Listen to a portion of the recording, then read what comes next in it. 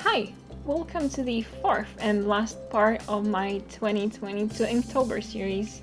If I'm being honest, I'm kinda happy it's done. It was getting tiring for me. But let's just start talking about the remaining prompts and I will do a summary at the end. So, prompt 25 was tempting. And I made it about food again, but I wanted to make it clear that the cat is not supposed to be touching that. Because previously I drew an illustration where a cat was just eating human food like it's normal. So I added a person in the background and she's cutting vegetables or washing her hands or something, and she's not paying attention. And the cat is tempted to steal her steak.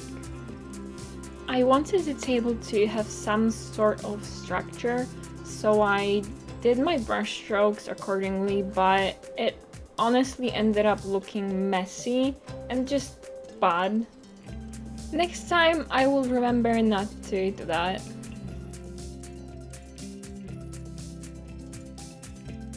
Next up, we got Ego for day 26.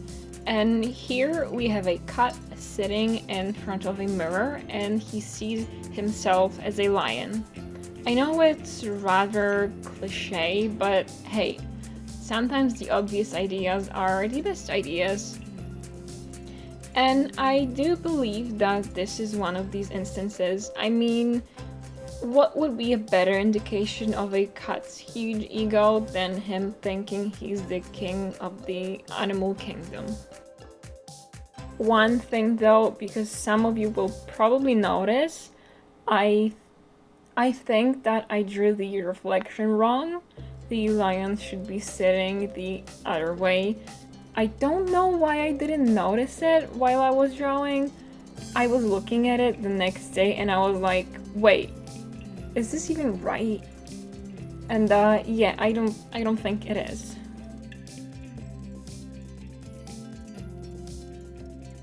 But let's not worry about faulty reflections anymore and move on to the prompt number 27, which was snack.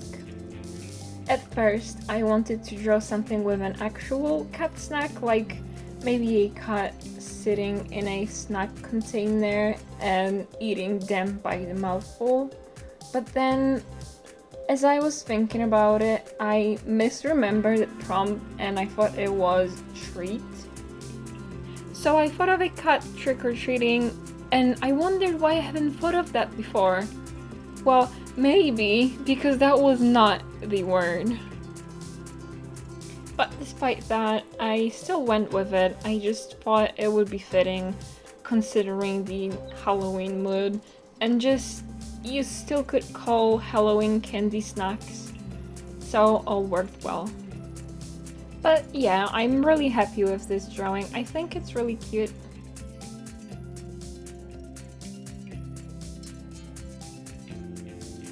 Next up, we had camping for day 28.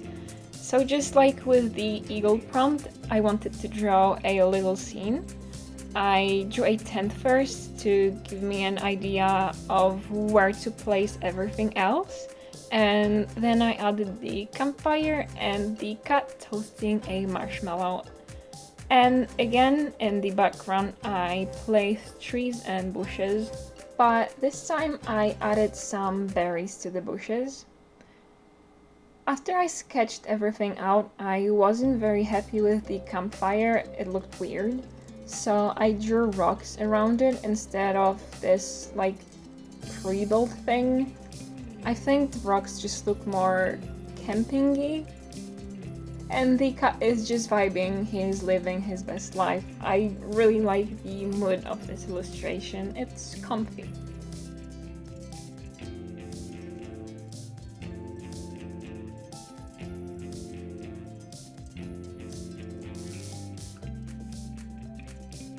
Prompt number 21 was uh-oh. It was a weird one, but thankfully with cats these uh-oh moments happen a lot. But I think one of the most prominent ones that everyone makes fun of is when they push things off the table. So I went with that. I mean, usually, at least from my experience, they push off smaller, lighter things like pens, hair ties, etc. But it wouldn't be really worthy if it was something so negligible, right? We have to have higher stakes. So I decided on something breakable. A wine bottle was perfect. Besides the glass breaking, there's usually still liquid inside, and oftentimes not a cheap one. So I drew a table that covers most of the page, and below it, said bottle broken with its contents pulled out. And on the table, you can see a cut, or rather, only the bottom part of the cut, sitting like nothing happened. Did he do it? Or did the bottle just spontaneously lost its balance and fell off the table? Such a mystery.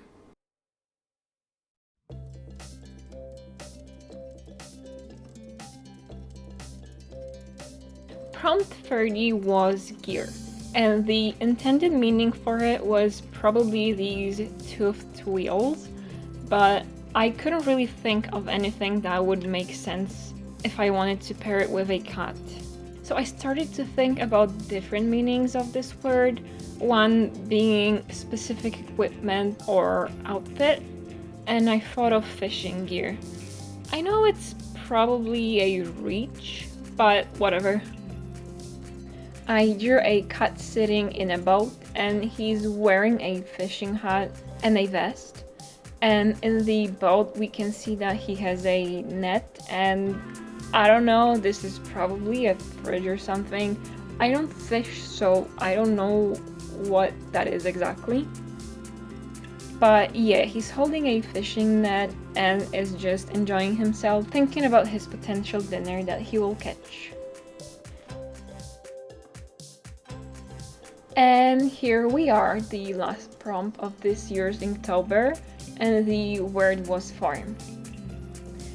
If I'm honest, I expected a little bit more Halloween-y prompt for the last day, but what can you do? So I drew a cat farmer, or farmer cat? I drew a cat that is a farmer. There.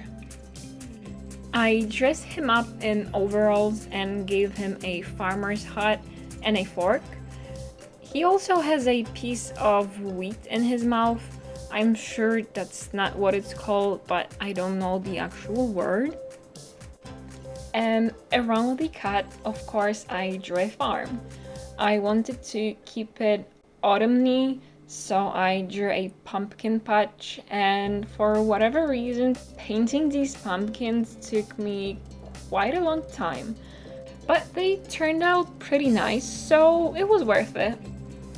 And in the distance, I drew a field and a lone apple tree to indicate that there's also apple trees on this farm. Brilliant, right? The cat is looking at his crops very proudly, just how I am proud that I finished this year's Inktober and didn't miss a day.